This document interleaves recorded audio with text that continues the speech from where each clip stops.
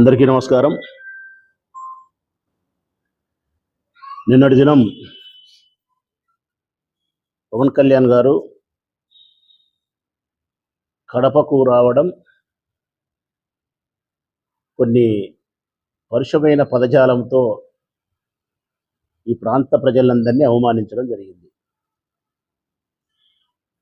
ఆయన కడపకు రావడానికి రాకగల ఉద్దేశమే రాజకీయ కోణంలో రావడమే తప్ప ఒక ఎండిఓకి ఏదో అవమానం జరిగింది, ఆయన ఏదో పరామర్శించాలా, ఉద్యోగస్తులకు ఒక భరోసా ఇవ్వాలనే ఉద్దేశం అయితే కాదు. రాజకీయ కోణంలో కడపకు రావడమే తప్ప మరొక ఉద్దేశం కాదు. ఈ ప్రాంత ప్రజలను అవమానించాలన్నదే ఆయన మూలం. ఎందుకో ప్రారంభ దశ నుంచి కూడా చంద్రబాబు నాయుడు గారికి కానీ పవన్ కళ్యాణ్ గారికి కానీ రాయలసీమ వాసులంటే ఒక చిన్న చూపు. రాయలసీమ బిడ్డలంటే ఏ నాగరికత తెలియని ఆటవికులం అనుకున్నారో, అనాగరికులం అనుకున్నారో, ఒక రౌడీల్లాగా, ఒక గుండాల్లాగా, ఒక రాక్షస జాతికి సంబంధించినలాగా మమ్మల్ని చిత్రీకరించి భూతద్దంలో చూపించడం అనాది నుంచి అలవాటైపోయింది వారికి. ఎన్నోసార్లు గతంలో కూడా మాట్లాడినారు. అంటే కడప గుండాలు అంటారు, అంటే కడప రౌడీలు అంటారు, కడప బాంబులు అంటారు. దీనికి కారణం మేము రాజశేఖర రెడ్డిని ప్రేమించడమేనా అని చెప్పిన ఉద్దేశం. రాజశేఖర రెడ్డి రక్తాన్ని, జగన్మోహన్ రెడ్డి గారిని మేము ప్రాణానికంటే అధికంగా రాయలసీమ ప్రాంత బిడ్డలు ప్రేమించడమేనా? ఇది తప్ప మరే కారణం లేదు. లేక ప్రత్యేకించి ఒక కమ్యూనిటీని, ఒక సామాజిక వర్గాన్ని మీరు అవమానపరచాలని పవన్ కళ్యాణ్ గారి ఉద్దేశము, రెడ్డి కులస్తులందరినీ అవమానించాలని. ప్రధానంగా అది కూడా ఉండొచ్చు. జగన్మోహన్ రెడ్డి గారు రెడ్డి కమ్యూనిటీ, ఈ ప్రాంతంలో రెడ్డి గారే ఎమ్మెల్యేలు, ఎంపీలుగా ఉంటున్నారు. ఒక సరిపోనితనం, అసూయ. మరి లేకపోతే పక్కన నలుగురు కుటుంబ సభ్యులు ఆత్మహత్య చేసుకుంటే, రైతు సింహాద్రిపురం మండలం చాలా సమీపంలో, కడపకు ఒక 50-60 కిలోమీటర్ల దూరంలో నాగేంద్ర అనే ఒక రైతు, ఆయన భార్య, కొడుకు, బిడ్డ, నలుగురు వారి చేను లేకపోయి, వారి తోట లేకపోయి చెట్టుకు ఉరేసుకొని ఆత్మహత్య చేసుకొని మరణిస్తే, హృదయ విదారకమైనటువంటి ఈ సంఘటన ఎవరినైనా కలిసివేస్తుంది. అందులో ప్రభుత్వాన్ని అయితే మరి కుదిపేసే అంశం. వారి హృదయాన్ని మరీ కలిసివేయాలా?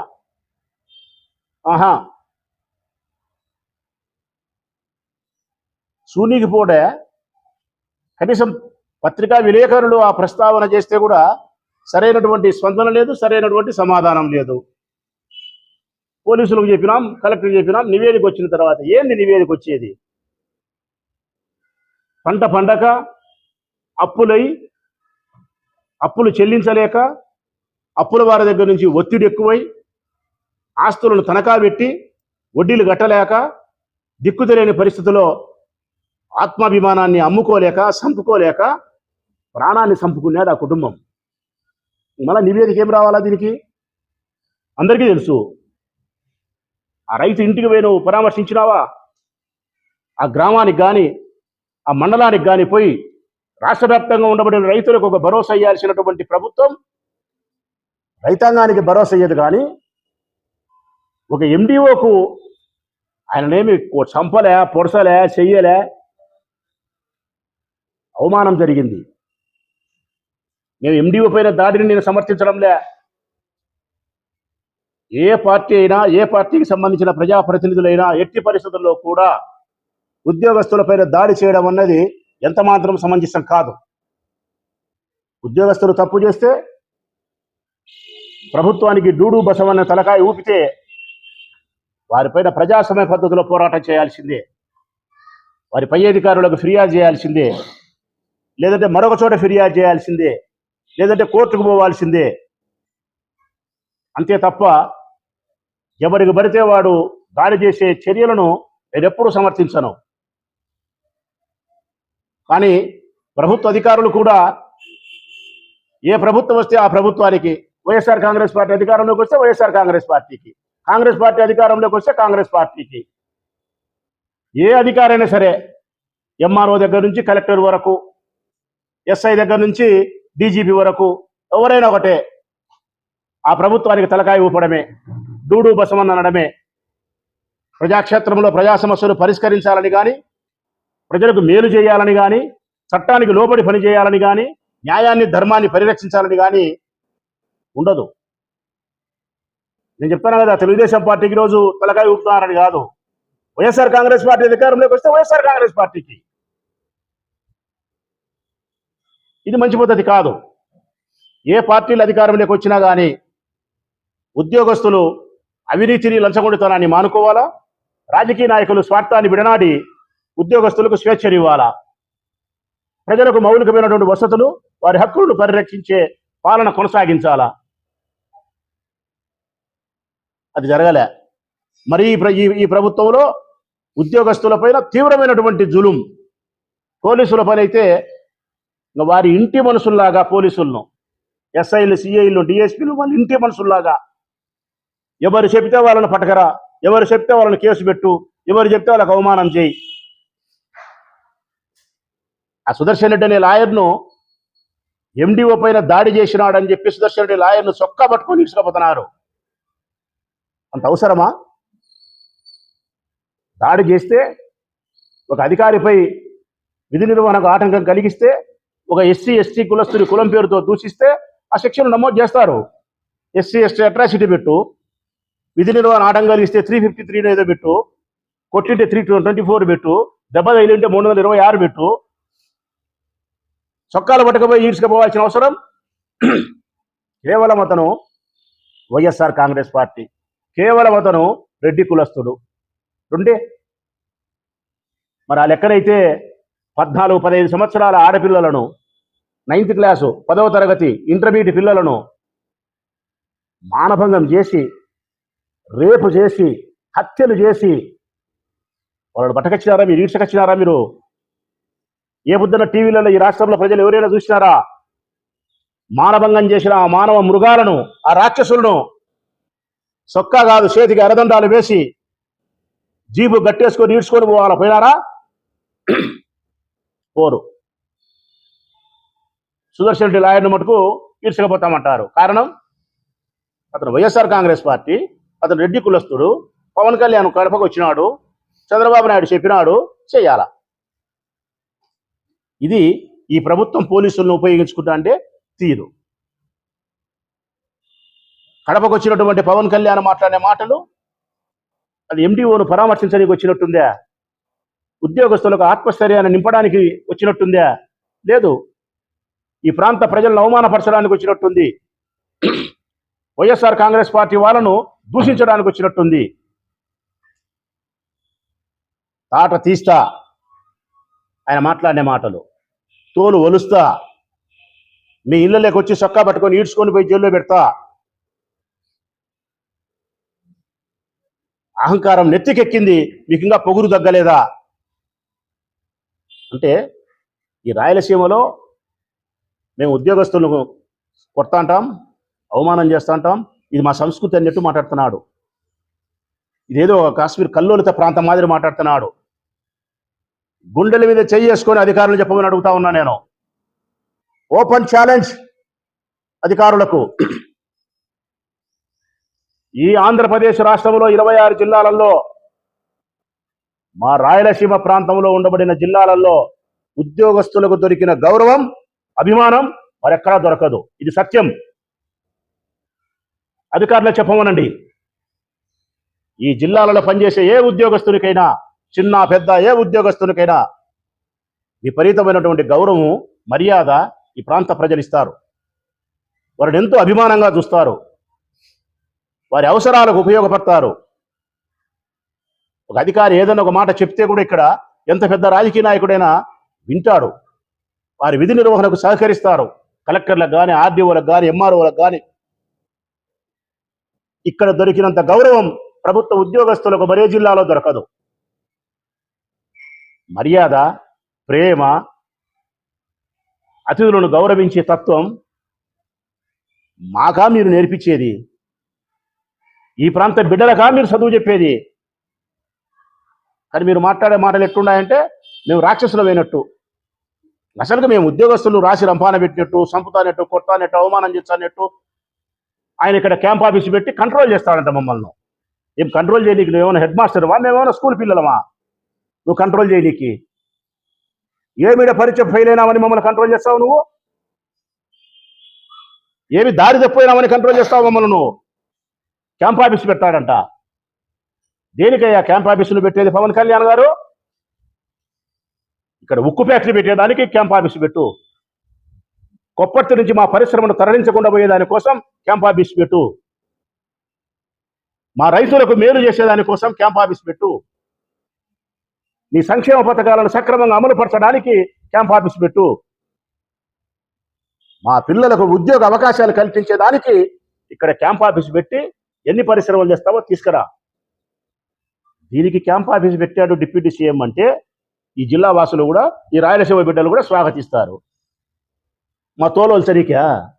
ఏం మేకపోతులు మా తోలోల్చనీకి? నువ్వు ఏం గొర్రెలమా తోలొల్చనీకి? పశువులమా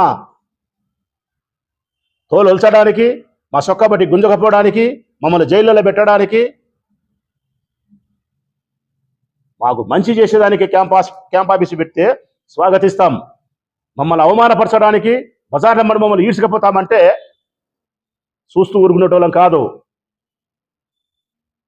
నువ్వు మాతో యుద్ధం చేయాలంటే నీకు ప్రభుత్వం ఉండాలా. కానీ ఈ ప్రాంతంలో ఉండే వాళ్ళు యుద్ధం చేయాలంటే ప్రభుత్వం అవసరం లేదు. మాకు అవమానం జరిగితే చాలు, మా స్వాభిమానం దెబ్బతింటే చాలు, యుద్ధం చేసే మనస్తత్వం మాది. మా యుద్ధాలన్నీ కూడా స్వాభిమానం కోసమే, వ్యక్తిత్వం కోసమే, గౌరవం కోసమే. మేము ప్రభుత్వంలో ఉండినా లేకపోయినా రాయలసీమ బిడ్డలు స్వాభిమానం కోసం యుద్ధం చేస్తారు. మీరు యుద్ధం చేయాలంటే ప్రభుత్వం కావాలా, మేము యుద్ధం చేయాలంటే మాకు అవమానం జరిగితే చాలు. కేవలం ఒక సామాజిక వర్గాన్ని అవమానపరచాలని ఏ కులానికి ఆ కులానికి విభజన చేసుకున్నారు. కమ్మోళ్ళు కమ్మోల సైడు, కాపులు కాపుల సైడ్ అని, రెడ్డి గారు అంటే జగన్ అని. కానీ మా జగన్కు ఆ తెలివితేట లేక రెడ్డి గారిని, కమ్మోలను, కాపోలను, ఎస్సీలను, ఎస్టీలను, మైనారిటీలు, బీసీలను అందరినీ సమానంగా ప్రేమించినాడు. ప్రత్యేకించి రెడ్డి గారిని సపరేట్గా చూడక, సపరేట్గా ప్రేమించక ఆ రెడ్డి కులస్తులు కూడా జగన్మోహన్ రెడ్డికి దూరమైనారు. 2014లో 2019లో వేసినంతమంది రెడ్డి గారు 2024లో వేయలే. కారణం, మమ్మల్ని ప్రత్యేకంగా జగన్మోహన్ రెడ్డి ప్రేమించలేదు, మమ్మల్ని ప్రత్యేకంగా చూడలేదు. అదే రెడ్డి గారి మీద ఈ కూటమి ప్రభుత్వానికి జగన్మోహన్ రెడ్డి గారి అభిమానస్తులు అని చెప్పి రెడ్డి గారి మీద ప్రత్యేకమైనటువంటి ద్వేషాన్ని పెట్టుకున్నారు. కడప జిల్లా ప్రజలపైన పెట్టుకున్నారు. మాటకొస్తే 11 సీట్లు వచ్చినా ఇంకా సిగ్గు రాలే అంటున్నారు పవన్ కళ్యాణ్. ఇప్పుడు చాలాసార్లు మాట్లాడినాడు ఆయన. నేను స్పష్టంగా చెప్తా ఉన్నా పవన్ కళ్యాణ్ గారికి, అయ్యా ప్రశ్నించే పార్టీ పవన్ కళ్యాణ్ గారు, మాకు 11 సీట్లు వచ్చినాయి, మా అహంకారంగా తగ్గలేదు అంటున్నావు. నీకు ఒక్కటే వచ్చింది అది సీట్ అయ్యా, నీకు ఒక్కటే వచ్చింది స్వామి. మాకు 11 వస్తే నీకు ఒక్కటే. నీ బాబుకు, మీ చంద్రబాబుకు 24 వచ్చినది. మాకు 11 వచ్చే మీ బాబుకి 24 వచ్చినాయి, నీకైతే ఒకటే వచ్చింది.